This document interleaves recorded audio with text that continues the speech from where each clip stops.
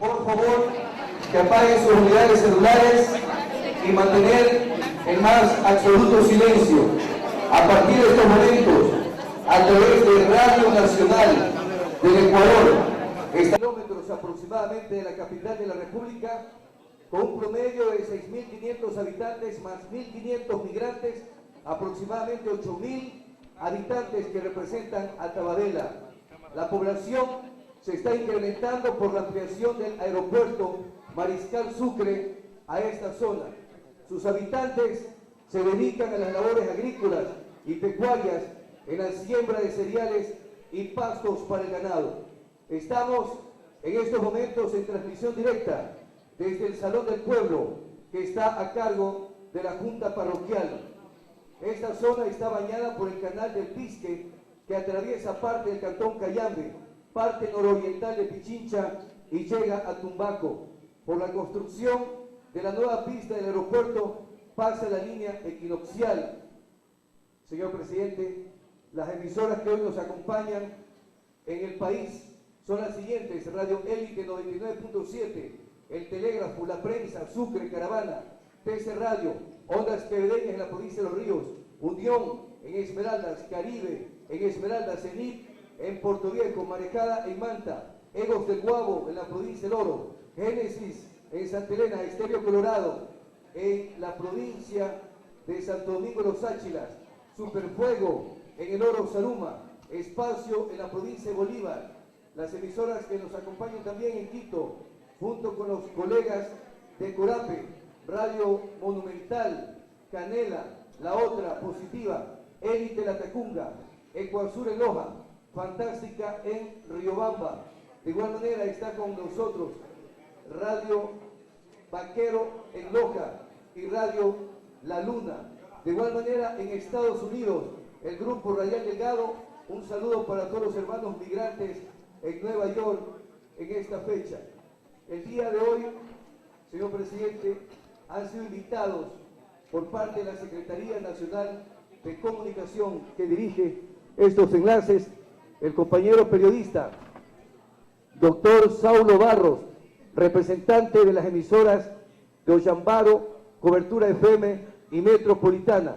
Como actores sociales nos acompaña el doctor Mentor Vaca, dirigente de las juntas de aguas de la zona nororiental de Pichincha y también rector del Colegio Patria Nueva, la compañera Mónica Muñoz, moradora de la comunidad de Ollambarillo, y el doctor Gonzalo Vargas, miembro del Frente de Defensa del Valle de Tumbaco.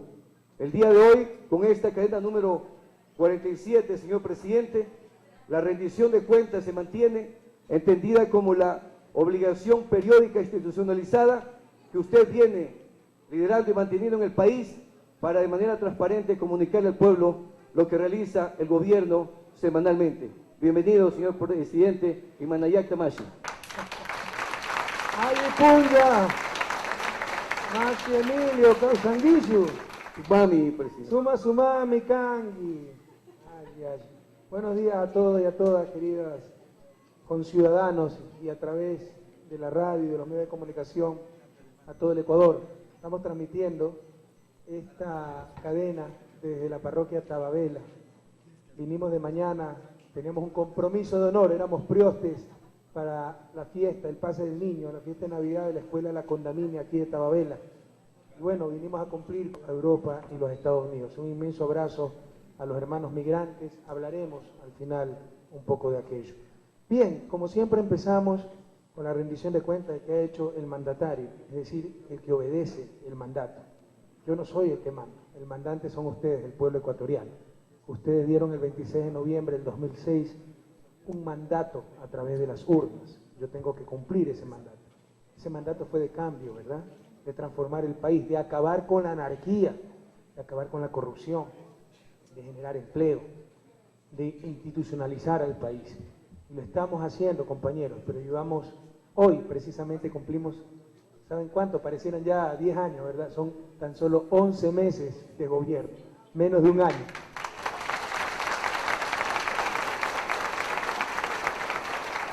Y algunas veces se nos exige mucho. Los que nunca cambiaron nada quieren que en 11 meses cambiemos todo. Está bien que las expectativas sean altas. Quiero decirles que hemos avanzado, en muchas cosas hemos avanzado bastante, educación, salud, pero falta mucho por hacer. En otras cosas no hemos avanzado mucho y estamos conscientes, seguridad social. Ya estamos tomando la medida del caso, pero entiendan que en 11 meses no podemos cambiar todo, ¿verdad? Y que incluso nuestras promesas de campaña, acabar tercerización, sigue vigente, pero tenemos en principio 4 años para cumplir. No es que nos vamos a demorar 4 años, pero tampoco nos pidan con un Congreso en contra. Le digo porque vengo de la Amazonía y ahí hay un grave problema de explotación laboral y tercerización. Entonces, los compañeros, usted ofreció en campaña acabar con la tercerización, por supuesto, pero para eso se necesitan reformas legales y con el Congreso que teníamos no se podía hacer nada. Lo vamos a hacer con la Asamblea, ya está redactado ese texto para la nueva Constitución y la nueva Constitución, compañeros, prohibirá esa alcahuetería de la tercerización y de la intermediación laboral. Bien, déjenme decirles la rendición de cuentas de lo que hemos hecho esta semana. No paramos en la Revolución Ciudadana, somos gente que trabajamos día y noche por nuestra patria, como muchos de ustedes. Los ecuatorianos somos grandes trabajadores y algunas veces la mala fe nos quiere hacer pasar como perezosos, desorganizados si somos un poco, pero perezosos no. Es más, en el extranjero los trabajadores ecuatorianos son muy apreciados. Somos gente muy trabajadora y del gobierno tengan la seguridad que es un gobierno que representa a su pueblo. Y también somos muy trabajadores por el bien del país. El domingo también trabajamos, viajamos a Buenos Aires. El lunes era la posesión de la nueva presidenta argentina, pero decidimos con los presidentes sudamericanos, básicamente 6 presidentes, Venezuela, Brasil, Argentina, Bolivia, Uruguay, que no fue, pero mandó a su ministro de Economía y llegó al día siguiente, y Ecuador, ir un día antes para firmar un hecho histórico, si usted quiere, un gran paso al frente para la integración latinoamericana, que es el Banco del Sur, un banco de desarrollo manejado por los propios sudamericanos, sin intervenciones extrarregionales, sin visiones ajenas a nuestra realidad, un banco que sirva para esas obras de infraestructura, para esas represas, para esas hidroeléctricas, refinerías, para los ejes viales bioceánicos, en fin, para la infraestructura fundamental, cuidado, la infraestructura es fundamental para el desarrollo y la integración, sobre todo de Sudamérica. Ya se los he dicho, pero lo repetiré una y otra vez, porque una cosa es escuchar, otra cosa es entender, integrarlo, actuar. La irracionalidad del modelo económico que se ha seguido en las últimas 2 décadas en América Latina ha sido tan grave, tan profunda, que por un lado nos obligaban a ponernos de rodillas para que el Fondo Monetario, el Banco Mundial, esa burocracia apátrida, nos dé una limosna en financiamiento. Querían que hipotequemos el país para que el eufemismo llamado capital financiero internacional venga e invierta unas gotitas de sus millones en nuestra patria. Y por otro lado, somos nosotros los que estamos financiando al primer mundo. América Latina tiene más de 250.000 millones de dólares en reservas. Ecuador, en estos momentos, a través de ese Banco Central Autónomo, tiene cerca de 4.000 millones de dólares en reservas. ¿Saben invertidos dónde? Bueno, fuera en Amazonía, en Galápagos, en Guayas, Pichincha, en Florida, en Miami. Estamos financiando al país más rico del mundo. ¿Quién puede entender esto? ¿Acaso hay que ser economista para entender que esto es una barbaridad insostenible? ¿Cómo se dan estas aberraciones? A través de una serie de trampas que nos dejó la larga y triste noche neoliberal. Por ejemplo, ese Banco Central Autónomo. Yo no puedo controlar el Banco Central. Ellos son técnicos, puristas, arcángeles que vinieron del cielo y siempre van a trabajar en bien de la patria. El resto somos políticos populistas que no tenemos que meternos en esas cosas. Primero, porque ustedes saben que a mí no me van a enseñar economía los tecnócratas del Banco Central. Segundo, caramba, la política fiscal también es técnica, pues entonces hagamos autónomo al Ministerio de Economía. Por el contrario, señores, los técnicos están para cumplir las decisiones políticas. Por eso se llama política económica, porque es política. Decisiones que tienen que tomar hombres de Estado con legitimidad democrática. Y los técnicos, los tecnócratas, tienen que cumplir esas decisiones. Uno de los grandes males de América Latina en los últimos 20 años es que se elevó a los economistas y a esa tecnocracia al al rango de sumos sacerdotes y no entendían más allá de sus narices, no entendían sino una visión parcial de la realidad, pero ellos los que tomaban las decisiones por todos. Eso tiene que cambiar. Las decisiones para el desarrollo de los países, para las políticas públicas, para la política económica, la tienen que tomar hombres de Estado con una visión integral y con legitimidad democrática. Y los técnicos tienen que cumplir esa decisión. Así que en la nueva Constitución se revertirá esa autonomía del Banco Central del Ecuador. La política económica debe ser articulada. Política fiscal, política comercial, política monetaria.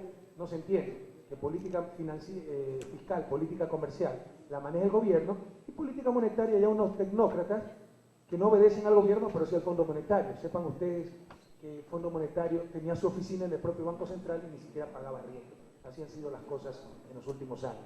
Entonces, a través de esas trampas institucionales se han dado estas aberraciones. Ecuador tiene 4.000 millones de dólares en reservas. ¿Saben para qué sirve la reserva monetaria? Esa cantidad de dinero, de dólares, de divisas. En dolarización, ¿saben para qué sirve? Para absolutamente nada. La reserva normalmente sirve para respaldar una moneda nacional que ya no tiene el país. Sin embargo, vean cómo nos siguen engañando, cómo repiten los medios de comunicación. Subió la reserva monetaria que mantiene la dolarización. Explíqueme por qué rayos la reserva monetaria mantiene la dolarización. Eso es falso, es un invento. Para justificar tener un banco central autónomo que se lleve nuestras reservas y la invierta en Florida, en Miami. En verdad, la reserva en dolarización son los depósitos del sector público en el Banco Central. Solo el 10 tiene depositado cerca de 1.600 millones de dólares. Y en vez de servir esa plata para construir nuestras refinerías, nuestras hidroeléctricas, el Banco Central Autónomo las manda a Estados Unidos. Eso tiene que cambiar y lo estamos cambiando a nivel regional. El Banco del Sur, ya es un gran paso, va a funcionar con los aportes de capital de los diferentes países. Esperamos que se inicie con unos 7.000 millones de dólares en aportes, insisto, sobre todo para financiar infraestructura. Pero hay que ir un paso más allá, y se los dije en Buenos Aires, en esa noche. Noche histórica, ustedes hubieran visto la fraternidad que había entre los presidentes de la región, la voluntad de integración. Ya no ese quién quita más al otro, ¿no? ¿Quién es el líder? ¿Quién se impone sobre el otro? Por el contrario, cómo avanzar juntos, cómo sacar a todos nuestros pueblos hacia adelante. Es algo histórico lo que ocurrió en Buenos Aires el domingo 9 de diciembre por la noche. Banco del Sur es un importante paso, pero falta el siguiente paso, que es el Fondo del Sur. Un fondo que traiga todas esas reservas que América Latina, y particularmente Sudamérica, tiene en el exterior, cerca de 250.000 millones de dólares, que sirva para respaldar esas crisis financieras, crisis de balanza de pago. Balanza de pago son los intercambios con el resto del mundo. Miren, cuando es como ustedes, si cada uno de su familia tiene sus 100 dólares ahorrados para caso de emergencia, viene una enfermedad de 500 dólares y se fueron a la quiebra, ¿verdad? No les alcanza. Pero si toda la comunidad pone juntos sus recursos, y si son 1.000 en la comunidad, ya no son 100 dólares que tienen, son 100.000 dólares que tienen, y pueden cubrir a ese compañero que tuvo la emergencia de 500 dólares y poco a poco ir pagando después de ese compañero. ¿Sí o no? Igualito con los países. Si separados tenemos nuestras reservas, más encima afuera, tenemos menos cobertura que si tenemos juntas esas reservas. Juntar esas reservas significa hacer ese fondo del sur.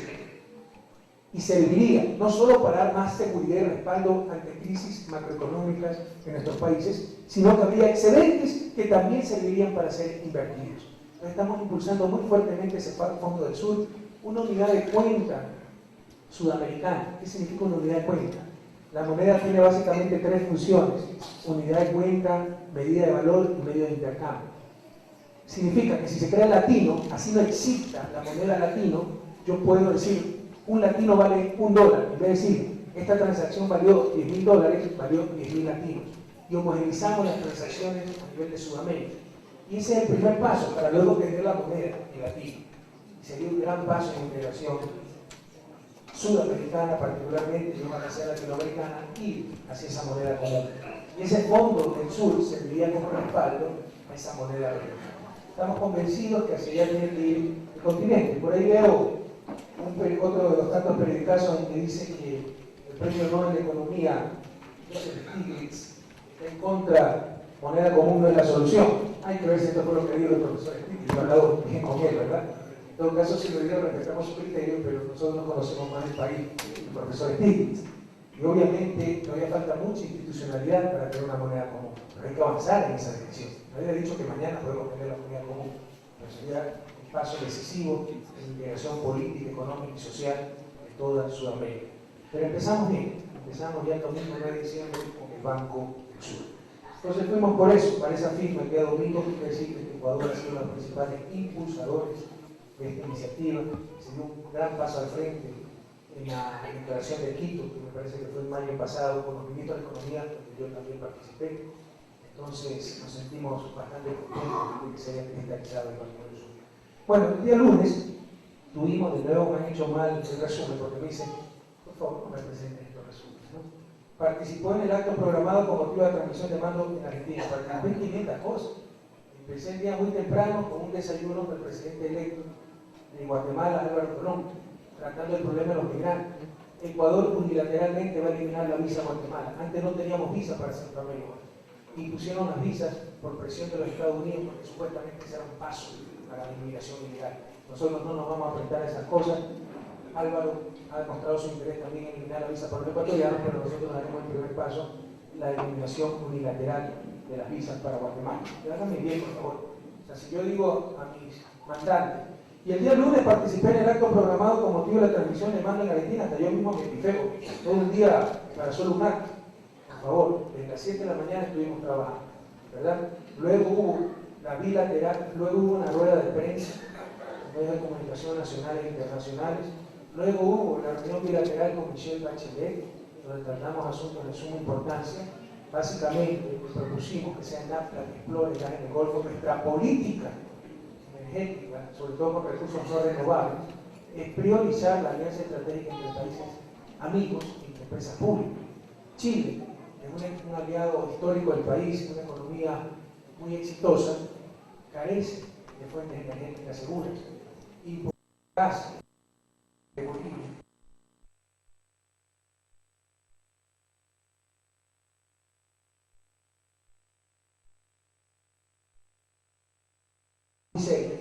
Puede explorar en el Golfo, encuentra gas y compartimos ese gas con un país amigo como Chile.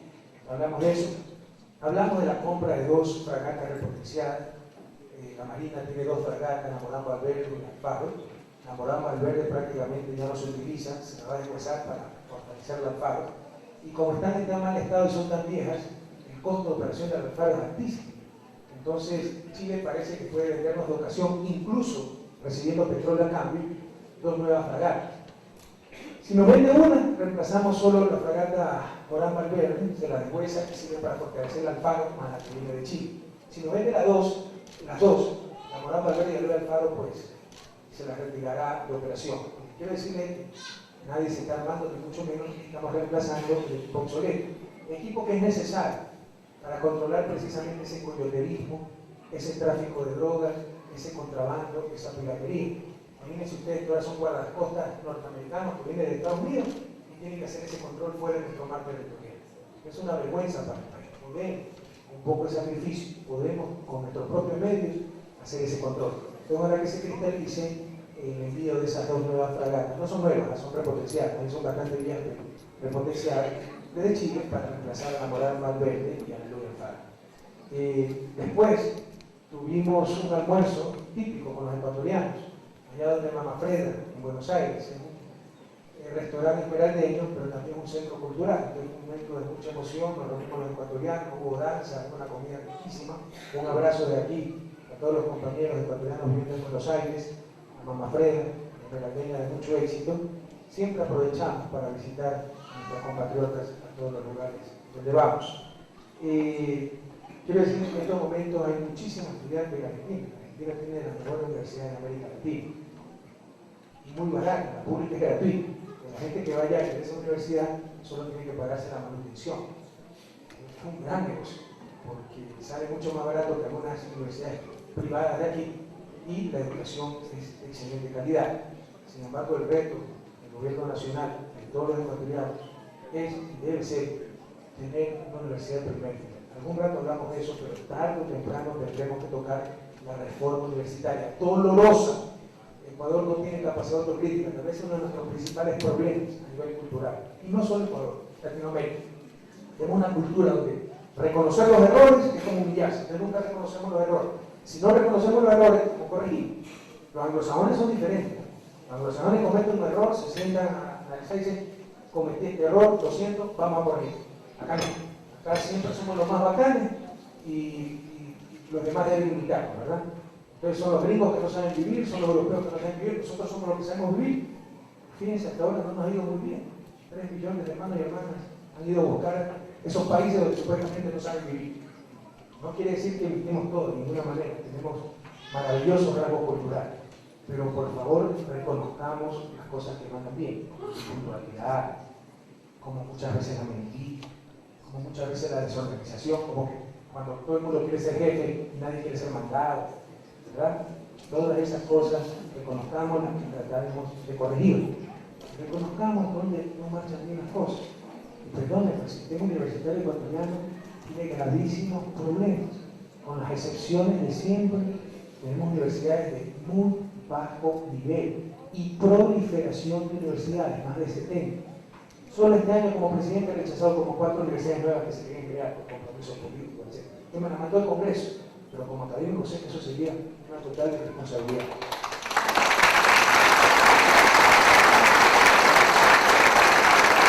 Tarde o temprano tenemos que tocar la reforma universitaria, que verán cómo ahí saltan intereses, porque hay muchos intereses, hay gente que vive de este caos, y verán cómo, dándonos la razón, muchos sectores no darán respuestas académicas. Pero si a la academia nosotros planteamos, hay estos problemas, la respuesta es, no, estos son los argumentos. Verán que salen a las calles a protestar, etcétera, es decir, sin argumentos, sino por la fuerza. Ese es el mejor reflejo, el mayor reflejo de la crisis universitaria. Cuando no se debate a nivel de ideas, sino a nivel de fuerza, ¿verdad? Pero tarde o temprano tenemos que tratar el problema universitario. Y insisto, Argentina probablemente tiene la mejor universidad de América Latina, muy barata, y por eso nuestros chicos, hay unos 3.000 a 4.000 estudiantes universitarios estudiando en Argentina. Bien, y luego del almuerzo, pues así fuimos a la transmisión de mando que fue a las 3 de la tarde, un hecho histórico en Argentina, primera mujer electa democráticamente, ya había una mujer presidenta, Isabel Martínez de Perón, pero era vicepresidente Juan Domingo Perón. Cuando murió Perón, lo sucedió Isabel de Perón, pero nunca ha habido una mujer presidenta elegida en las urnas. Primera vez con Cristina Fernández de Kirchner, una mujer brillante, se mandó un extraordinario discurso sin absolutamente ningún apunte. Entonces, me da mucha alegría compartir ese momento tan feliz para todos los argentinos y todos los latinoamericanos. Un inmenso abrazo y felicitación al pueblo argentino y la mejor de la suerte, nuestra buena amiga Cristina Fernández de Kirchner y ese extraordinario presidente que fue Néstor Kirchner, también un director. Luego de eso regresamos pues y llegamos al Ecuador cerca de la medianoche. Bien, el día martes empezamos a las 8:30 con actividades de despacho, probablemente empiezo a trabajar a 8:30. Tuvimos a las 11 de la mañana la reunión con organizaciones de derechos humanos para analizar la situación ocurrida en Orellana. Lo escuchamos, este gobierno escucha, pero hace y hará lo que tiene que hacer. Ya vamos a profundizar en el caso de Orellana, pero aquí, ¿qué rol más nefasto ha jugado ciertos sectores? Con todo dolor, la prensa, yo sé que no es culpa de ustedes, compañeros, pero poniéndose en forma totalmente cegada de un solo lado, tergiversando la realidad. Que ha habido atropello de los derechos humanos, probablemente será investigado. Pero ¿cuántas veces repiten el hecho innegable de los únicos heridos de bala y de dinamita fueron los miembros de la fuerza pública? ¿Cómo se entiende eso? ¿Cuántos ciudadanos de Orellana han sido heridos de bala por la fuerza pública? Ninguno. Pero sí hubo 8 heridos de bala, de perdigones y de dinamitazos de la fuerza pública. Entonces, algo no cuadra, ¿verdad? Se supone que fueron las Fuerzas Armadas que reprimieron y los heridos los piden las Fuerzas Armadas, hospitalizados. Ahí sacan golpeados, etc. Bueno, si empiezan a disparar, por favor, imagínense esa situación. Todo un entorno de violencia, se responde violentamente y vamos a investigar si hubo excesos de fuerza. Pero hay un hecho claro. Los 8 hospitalizados, heridos de balas, de perdigones y de dinamita, fueron miembros de la fuerza pública. ¿Cómo es posible que se niegue esa realidad? Nos reunimos porque nosotros somos gente de diálogo, pero gente de convicciones y principios también. Y en verdad pues era una reunión para 1 hora, tenía otras cosas que hacer, pero finalmente acabamos reuniéndonos 3 horas. Hay cosas, yo respeto mucho a los activistas de derechos humanos, coincidimos en sus ideales y sus fines. Muchos son grandes amigos con los que hemos trabajado juntos. O algunos bromea que primera vez estaba del otro lado de la mesa. Pero eso no excluye que pueda haber equivocaciones, compañeros. Por ejemplo, manejaban información totalmente equivocada sobre uno de los presos que supuestamente había sido golpeado y era rescatado militar, etc. Verificamos, no es cierto. A mí me escandalizó eso, imagínense que hayan golpeado. O sea, se decía que ese tipo había disparado a la policía y el señor de los derechos humanos reconoció, pero dice, es un discapacitado mental. Y dije, ¿cómo golpearon a un discapacitado mental? No es cierto, no lo es. Ya confirmamos. Hay gente de derechos humanos que niega, que dice que todo es un invento, una trama de las Fuerzas Armadas, un informe falso para hacer reaccionar al presidente y que no hubo tal toma de los campos de Petroecuador y que no hubo tal baja en petróleo. ¿Cómo pueden decir esa barbaridad? El día de ayer está en el campo de Auca Sur. Tenemos grabadas las declaraciones del personal de Petroecuador. La vamos a sacar, cuando cesen las pasiones. Acuérdense que lo mismo nos hicieron con los tiburones, ¿se acuerdan? Y de repente se desató un holocausto tiburonero. Siempre ha habido tiburones en la playa de Carqui y nunca le han hecho caso a la prensa. Y de repente cada tiburón que llegaba era una estrella de cine, se lo fotografiaba y hicieron creer que había una matanza de tiburones. Jorgito Ortiz, que nunca le ha hecho caso a los ecologistas, se volvió un ecologista fundamentalista, ¿verdad? Todo el mundo se despertó del espíritu de Dios por hacer contra el gobierno. Cesaron las pasiones, hubo gente que creía que efectivamente nuestro gobierno, que es profundamente ambientalista y ecologista, había traicionado sus principios y había permitido una matanza de los tiburones. No se dieron cuenta que era falso. Hoy tenemos los mejores controles de la región para la pesca ilegal del tiburón, que no hay esa pesca deliberada, que tenemos controles muy estrictos, que reforzamos la Subsecretaría de Recursos Pesqueros. Pero me hicieron creer eso, ¿verdad? Entonces, cuidado, que la prensa puede inducir a creer cosas inexistentes. Acuérdense cuando Diario del Universo, cuando tal mala fe, sacó una foto del presidente supuestamente bailando con una chilí. Yo nunca bailé, eran unas acrobacias que hacían las chicas de la Universidad de Tulcán, me hicieron parar y de repente hicieron esa maniobra y se iba cayendo la chica, ¿verdad? Puse esa expresión y ahí tomaron la foto, pero ni siquiera bailaban. Pero yo me acuerdo que había gente indignada diciéndome, ustedes no son un mandatario, sino un dignatario, ¿cómo se presta esas cosas, verdad? Entonces, son expertos en crear, ellos quieren vender periódicos, no decir la verdad, no informar, vender periódicos. La mediocridad hace que crean que la mejor manera de vender periódicos es creando conflictos, creando escándalos. Partan de esa premisa que es real, no es exagerada. Entonces, en esto también tiene tanto rol ante ti, ¿verdad? Solo presentando una parte de las cosas, pero cuando bajen las tensiones, cuando bajen las pasiones, presentaremos la información objetiva. Y ahí están grabados los testimonios de la gente de Petroecuador, con las bitácoras, anotados, todo eso. Entraron 25 de noviembre a las 23 horas encapuchados de 40 a 50 y hicieron cerrar las bombas para realizar la producción, cerrar el generador, cerrar la bomba de inyección de agua. Y recién eso empieza a funcionar el 30 de noviembre, después de que dicte el estado de emergencia el 29 de noviembre. Les vamos a presentar esa información objetiva, le insisto, cuando cesen las pasiones. Porque ahorita lo que están haciendo es la propaganda contra el gobierno, muchos medios de comunicación. Entonces, no.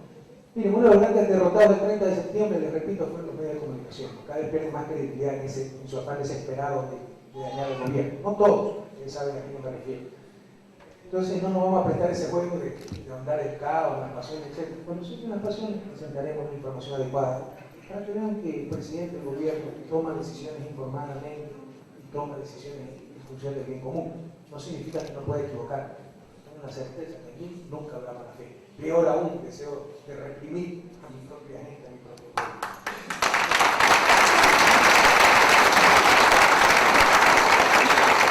Nos conversamos en esta Comisión de Derechos Humanos e hicimos ver 3 puntos, básicamente. Porque había un caos en los argumentos, ¿verdad? Y hay que esclarecer, hay que elevar el nivel de debate en el país. No es bueno contra malos, ¿no? Hay que poner ideas, hay que poner argumentos. Entonces, vimos en 3 partes la reunión. Si las protestas fueron legítimas, si el modo de protestar fue legítimo y si hubo exceso de parte de la fuerza pública. En lo primero, ¿fue legítimo? Señores, fue legal y legítimo, las dos cosas. Pero veamos primero legítimo. ¿Fue legítimo? Señores, nadie niega el abandono de la Amazonía. Ese abandono lo hemos creado nosotros y lo estamos solucionando. 40 años de abandono en 11 meses no lo podemos solucionar, pero estamos dando grandes pasos al frente. Pero aquí hay una serie de confusión. Por ejemplo, los medios de comunicación sacan que aquí está el descuido del gobierno, no tiene agua de Dayuma, no tiene alcantarillado. Sepan ustedes que Dayuma es un pueblo que tiene menos de 30 años de fundado, que se puso al lado de la explotación petrolera, donde habitan unas 400 familias. Entonces, el país también necesita un buen ordenamiento territorial, planificación urbana y rural. Si no, nunca vamos a poder atender a todas las poblaciones, con ese desorden. 400 familias por aquí, 400 familias por acá, es imposible. Pero además de eso, lo más tragicómico, que se sepan ustedes que agua potable y alcantarillado es responsabilidad del municipio. Dayuma es parroquia del municipio de Coca, y la alcaldesa de Coca es la que apoyaba el Papa. ¿Quién entiende eso? O sea, elude su responsabilidad de echar culpa al gobierno central y apoya al Papa. Ah, es que no han tenido plata. Vaya, vean cuánto han recibido por la ley 010. Ley 010 que la acabamos de duplicar en su ingreso. Van a tener 92 millones más. Porque no somos demagogos y no somos ingenuos. Es imposible que el gobierno central esté dando alcantarillado o potable a cada parroquia del país. Es imposible. Para eso están los municipios. Lo que tiene que hacer el gobierno central es darle las capacidades financieras, sobre todo, a esos municipios para que cumplan con sus labores. ¿Sí está claro? Y eso es lo que hemos hecho. Es como si la parroquia de Cababuela me echan la culpa de que no hay agua. Eso es labor del municipio. Lo que tenemos que hacer como gobierno es darle esa capacidad al municipio. No podemos atender cada parroquia del gobierno central. Y no es nuestra función. Y eso es lo que hemos hecho. Duplicando la ley 010. Por eso van a tener 92 millones. Ya tenían 92 millones. Pero van a tener muchos más recursos para que cumplan con su función. Entonces reclamen lo que tienen que reclamar. No solo eso. El supuesto carretero que se suspendió, su construcción, su asfaltado, también es responsabilidad del Consejo Provincial. Los caminos vecinales son responsabilidad del Consejo Provincial. ¿Qué es lo que hace el Consejo Provincial? Deberían apoyar un pago para exigirle al gobierno que cumpla el país, cuando él es el que tiene que cumplir. En todo caso, quiero decirles también, ratificar, no olvidar, ya lo dije, no lo recogen los medios de comunicación, así es la mala fe. Pero sepan ustedes, la gente no cree, y me está escuchando mucha gente, díganlo de oído, de boca a oído, de casa en casa. ¿Saben cuánto nos dejaron en este presupuesto para continuar las obras viales? Sí, nos dejaron todavía. Nos dejaron 1.200 millones de dólares atrás. En febrero ya me encontraba con 600 facturas impagas. Si hubiera sido un irresponsable, un terrorista, hubiera dicho, miren, aquí están, nos dejaron todavía, todo está paralizado. ¿Qué hicimos? Con creatividad, con decisión política, declaramos emergencia, sacamos fondos de otro lado, atendimos en la primera emergencia Guarumales Méndez, Guamote-Maca, la Tuncal Amazónica, todo eso estaba detenido. Y empezamos nuevas obras como el puente Bahía San Vicente, como Esmeralda Tachín. Y ya en la segunda emergencia vial logramos conseguir plata para todas estas obras, entre ellas este camino a Dayuma. Pero ¿qué pasa? Esa plata sale el 7 de noviembre, pero sale de economía, de ahí tiene que ir al Banco Central para que la orden de pago, etc. Y ¡pam! Viene este Congreso irresponsable y nos derrumba las emergencias. Pues ya se olvidaron de eso. ¿Se acuerdan que nos derogaron las emergencias? Y nos hacen perder 5 o 6 días preciosos, y ahí viene el desfase para Fopeca, el asfaltado, deja desempleado a 50, 60 compañeros de Dayuma que trabajaban en las cuadrillas asfaltadas, y Dayuma, si quieren, con esa explicación, pero no con esa justificación, porque no es justificación para una respuesta violenta, para una respuesta que nos hace perder a todos, decide irse al paro. Entonces, por ese desfase, pero sepan ustedes que no teníamos 2 reales, ni para Fopeca, ni para Dayuma, ni para Tuncal Amazónica, ni para nada. Por eso los medios de comunicación no lo sacan. Hemos crecido un país destrozado, un presupuesto con 1.200 millones de dólares en atraso, los atrasos más grandes de la historia del país. Ya se olvidaron. Es culpa del gobierno que se atrase 2 semanas en el pago a Fopeca, ¿verdad? Y por eso se arma un paro. Todos sabemos que trae ese paro de intereses políticos, porque nadie puede justificar que por un desfase. Por si acaso, el 3 de diciembre estuvo el pago. Si ya estaba el dinero, fueron las cuestiones legales lo que impidió que salga, porque se derogaron la emergencia. Entonces, el 3 de diciembre ya estaba todo pagado. Pero así son las cosas, ¿no? Eso no se dice. En todo caso, les insisto, cuando vayan las pasiones, pues se informará de mejor manera esto. Como somos gente que escucha profundamente con profundidad con los derechos humanos, somos humanistas, defensores de esos derechos humanos y los valores universales, nos reunimos 3 horas con los representantes de los derechos humanos. Pregúntenles cuándo se ha reunido un presidente con los representantes de derechos humanos. Yo le digo que analizamos en 3 partes, ¿no? Primera parte, si el paro fue legítimo. Señores, no fue legítimo. Este gobierno tiene 11 meses, este gobierno no ha creado la tragedia de la Amazonía, está tratando de resolverla. Así que fue tremendamente injusto un paro contra este gobierno patriota. Segundo punto, fue adecuada, la forma adecuada de protestar. Vengan a Carondelet, párense al frente de la Plaza de Independencia, Correa, trabaja, atienda la Yuma, lo que ustedes quieran, todo eso es perfectamente adecuado, permitido en una democracia.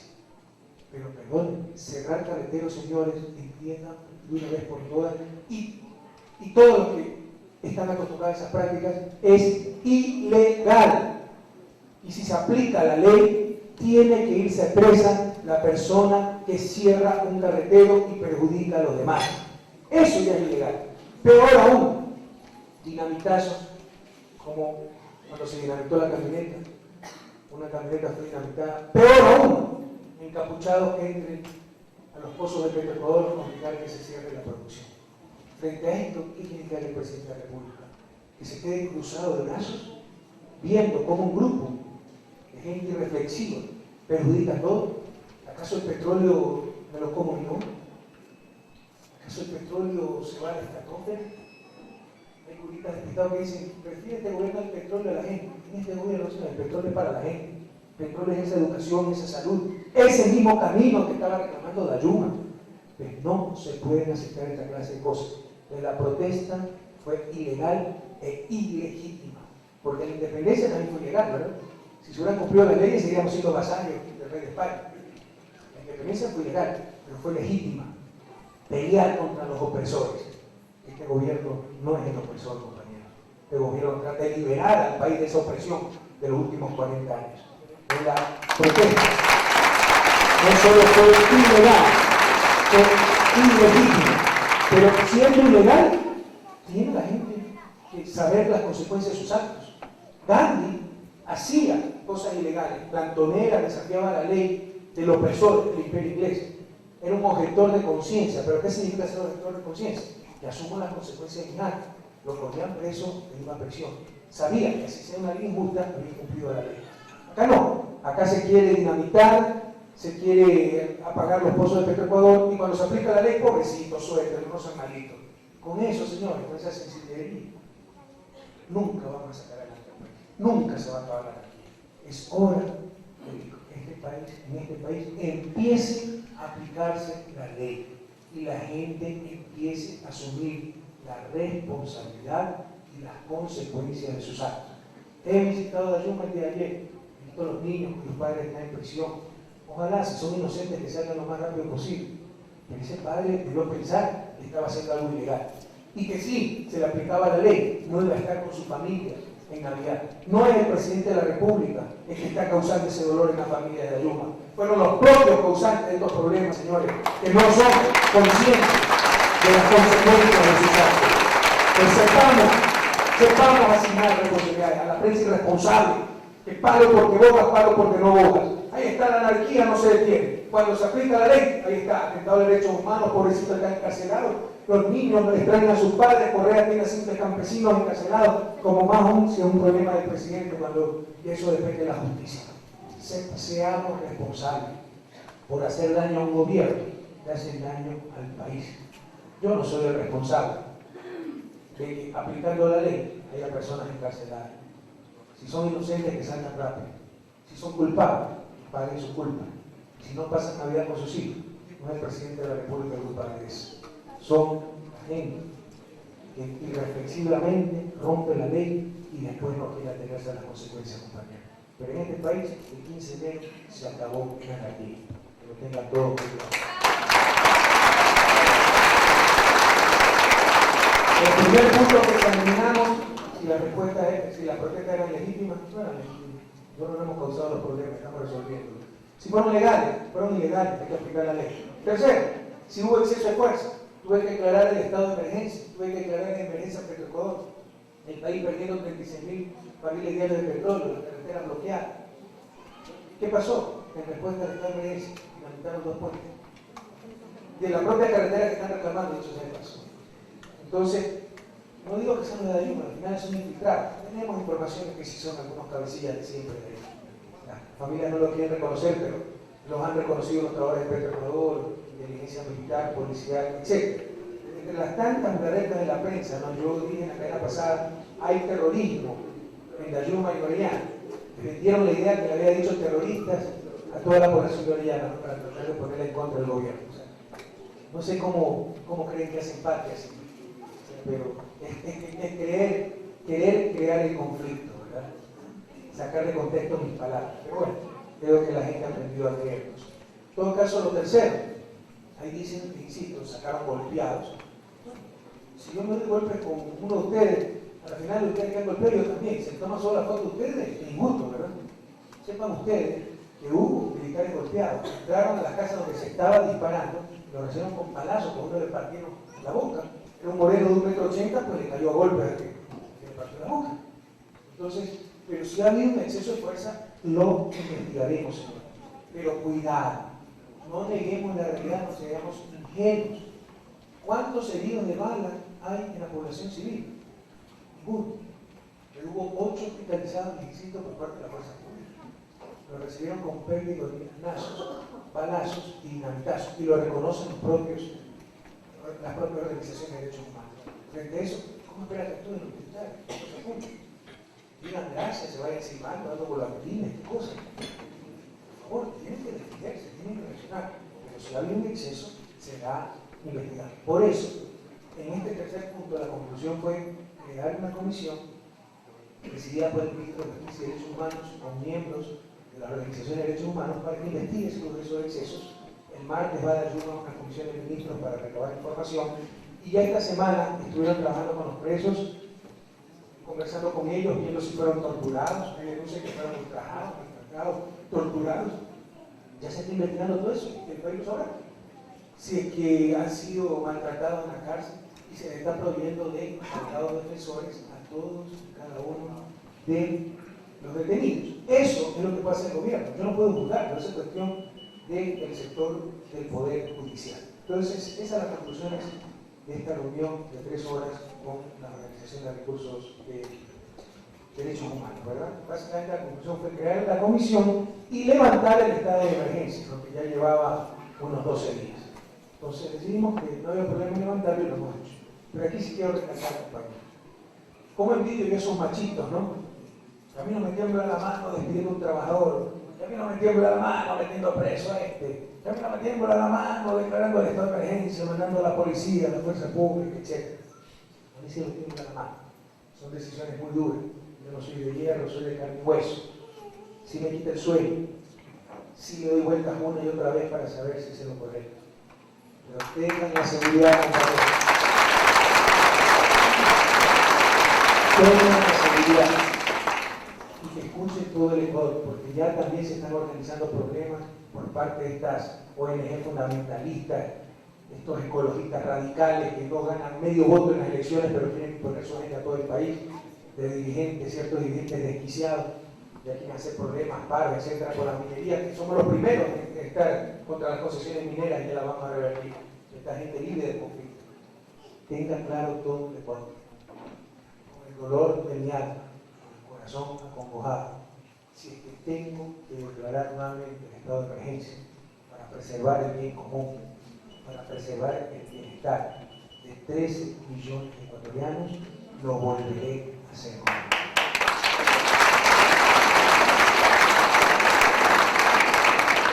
Ustedes pueden tener la certeza de una cosa: me he de equivocar como todos los mortales, he de dudar, etc. Pero si tal vez dentro de los múltiples defectos una virtud pueden rescatar, es que siempre he cumplido con mi deber, siempre he hecho lo que he querido, lo correcto, independientemente del costo que esto me da. Yo sé que hay incomprensión, incluso de amigos míos, de sectores que nos han apoyado, pero haré y hago lo que creo que tengo que hacer. Mi deber como presidente de la República es con los 13 millones de ecuatorianos, y no permitiré que un puñado de ciudadanos, independientemente de las razones que tengan, jueguen con el patrimonio de todos los ecuatorianos. Terminaremos la anarquía en el país, compañeros, y si el pueblo ecuatoriano quiere seguir lo mismo de antes, me mandará a la casa, pero mientras yo esté en la presidencia, aquí se respetará la ley, se respetará el derecho de todos, se respetará el bien común.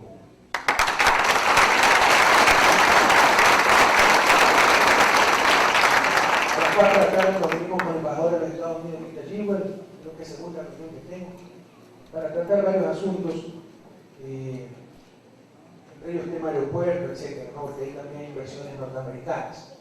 A las 5 de la tarde nos reunimos con el presidente de la Asamblea Constituyente, Alberto Acosta, para coordinar algunas cosas. Me parece pecado que el presidente coordine con la Asamblea. Cuando en otros países, Bush, en su primer periodo, tuvo mayoría en el Senado y en la Cámara de Representantes, y a nadie se le ocurrió que había totalitarismo, autoritarismo, falta de democracia, etc. No solo se le ocurre aquí a los perdedores, ¿no? Acá lo tienen que decir. En buena hora, compañeros. En buena hora. Que por fin hay un proyecto verdaderamente nacional que triunfó en cada rincón de la patria, con un capital político enorme y con una mayoría en la Asamblea Nacional Constituyente para trabajar eficazmente en función del bien común. Ustedes denuncien si alguna vez ese apoyo que nos han dado ese capital político lo utilizamos para beneficio propio. Ahí sí denúncienlo con toda la fuerza. Pero si lo que hacemos es coordinar para trabajar por el bien común, en buena hora, compañeros, si eso era lo que necesitaba el país, un proyecto verdaderamente nacional, con el suficiente capital político y poder para cambiar las cosas por medio de la Asamblea Constituyente, para sacar el país adelante. Uno de los problemas que ha tenido el país en los últimos años es que ha habido 20 grupos con capacidad para impedir hacer cualquier cosa y ningún grupo con capacidad para sacar el país adelante. Ya lo hay, y en buena hora. Entonces articularé, coordinaré con mi gran amigo, con mi hermano Alberto Acosta. Discrepo con él en algunas cosas, pero meto mis manos al fuego. Es un hombre también totalmente consagrado a su país. Articularé, coordinaré cuantas veces sean necesarias en función de la patria. Denuncie cuando estemos conversando para enriquecernos, para sacar provecho de la asamblea, del gobierno, etc. Aplaudan, apóyennos cuando estemos trabajando por el bien de todos ustedes. ¡Respaldo, presidente de la República! ¡Respaldo! ¡Respaldo! ¡Respaldo! ¡Presidente de la República! Después se inventaron por ahí que había habido una reunión con Trajano Andrade. Esa dice cualquier cosa, eso es mentira, es un invento de la prensa. Bueno, o sea que había habido con Alberto Acosta y Trajano Andrade una reunión para más pequeñas. Oiga, nosotros somos un movimiento democrático, vamos a discrepar, vamos a tener en la mesa, vamos a gritarnos, pero en el fondo todos confiamos en que estamos trabajando en base a principios, convicciones comunes en función del país. Me insisto, por ejemplo, con Alberto hay cosas imposibles coincidir con todo el mundo en todo. Con Alberto hay cosas que discrepan, pero jamás dudaré de su capacidad, de su patriotismo, de su honestidad. Y con la gente de manos limpias, siempre decimos, de mente lúcida, de corazones ardientes por la paz, siempre será muchísimo más lo que nos una que lo que nos separa. Entonces después pues me escapé al Hotel Mercury porque cantaba a mí, chistoso, ¿no? Tuve 20 minutos, entré por un ladito para que nadie me vea, salí por un ladito y por ahí un periodicazo, diario hoy decía, Navidad muda para correr. Nadie lo aplaudió, nadie hizo caso, pero la reina de Quito cuando entró todo el mundo la aclamó, ¿verdad? Están chifladas algunos periodistas que no, por decir, algo le falla. Pero bueno, y continuamos entonces reunión sobre la normativa para levantar catastros. Ese es otro de los grandes desafíos del país, que se haya catastro en cada municipio y se cobren impuestos prediales y los municipios tengan ingresos permanentes. Estamos trabajando en eso.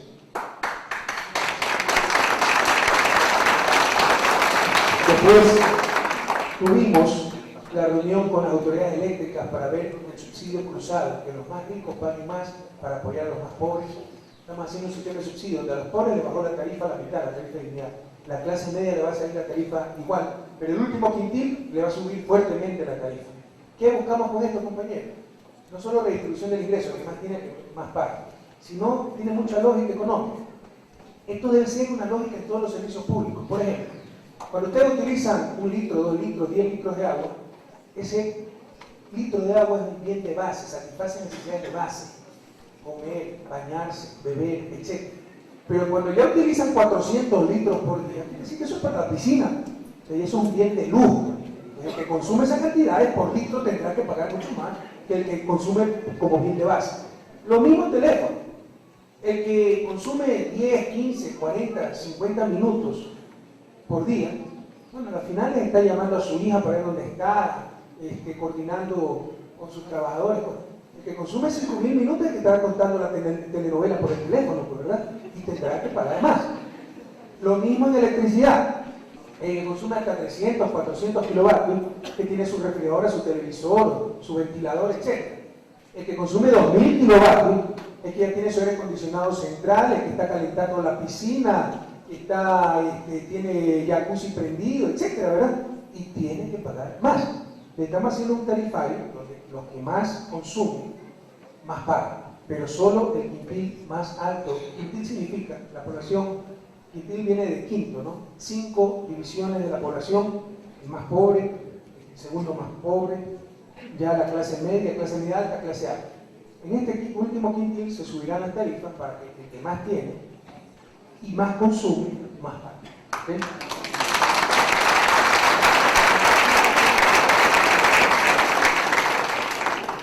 Y por último, a las 9 de la noche, como hasta las 1 de la mañana, pues Buró Político del Gobierno, con Alberto Acosta, que es un compañero del Buró Político, analizando la situación política, cómo articular mejor con la asamblea, el cronograma de las leyes que tenemos que enviar, etcétera, etcétera.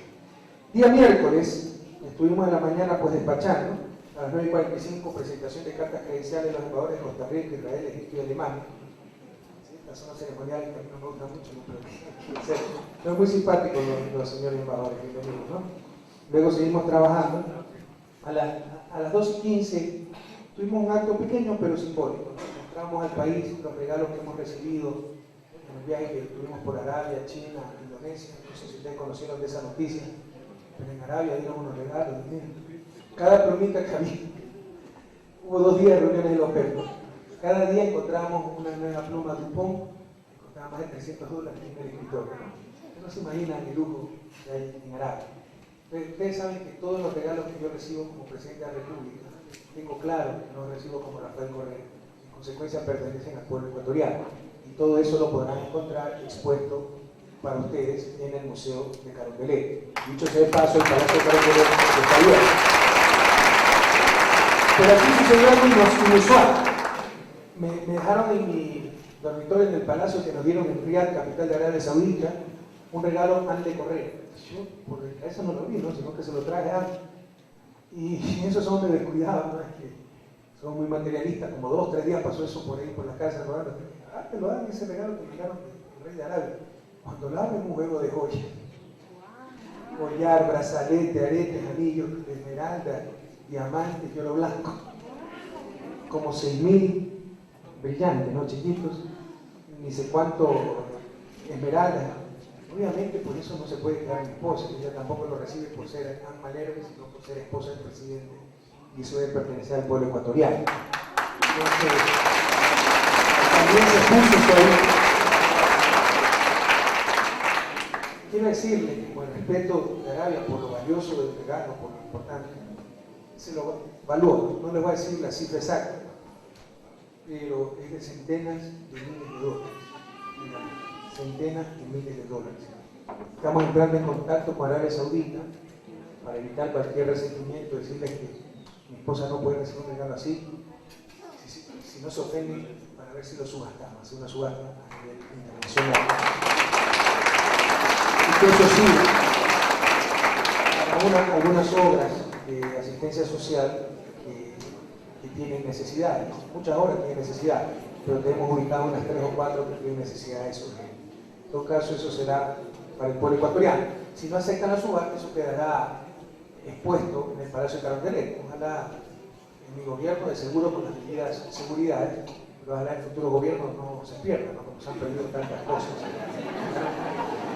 Bien, y de las 4 de la tarde en adelante, tuvimos un taller para, nuevamente, coordinar ahí con un asesor que no es constitucionalista, con otro consultor que hemos contratado para coordinar con la Asamblea, el cronograma de envío de ley. Ya la próxima semana enviaremos la ley de seguridad vial, que ofrecimos sea la primera que será enviada a la Asamblea, la reforma tributaria que está muy linda y tiene que ser aprobada el 31 de diciembre para que entre en vigencia el 1 de enero.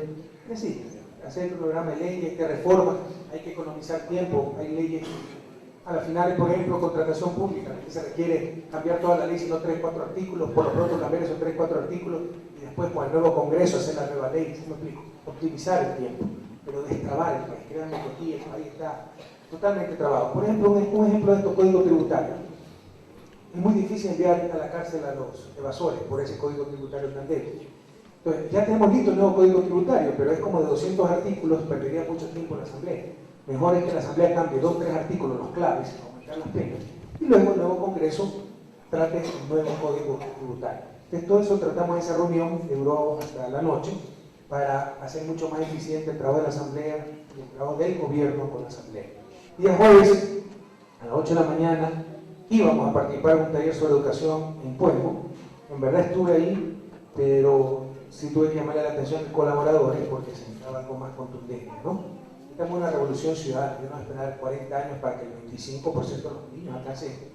A mí que me digan cuánto se necesita y en qué tiempo para que 100% de los niños que estén en la escuela primaria, 100% tengan su grado de bachiller, etc. Y ahí vemos cuánto cuesta, si es posible técnicamente, bueno, entonces queda la decisión política y la parte financiera y vemos lo que es posible hacer.